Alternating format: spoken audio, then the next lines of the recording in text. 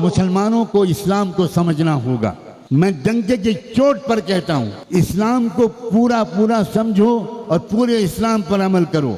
जो आदमी पूरा मुसलमान होता है वो किसी पर जुल्म होते हुए देख ही नहीं सकता, वो तमाशाई नहीं बन सकता, वो झूठी गवाही नहीं दे सकता, वो रिश्वत नहीं ले सकता, वो अपने ऑफिस में लेट नहीं जा सकता, वो किसी कस्टमर को धोखा नहीं दे सकता, वो है ही नहीं मुसलमान।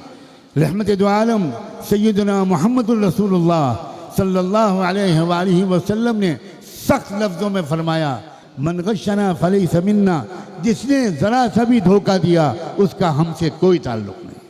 कहते हैं बूढ़े बूढ़े लोग, मौलाना साहब अपने समाज के नौजवानों को समझाइए, हम जब बच्चे थे तो उस ज़माने के मुसलमान झूठ नहीं बोलते थे, उस ज़माने के मुसलमान हर एक का आदर और सम्मान करते थे।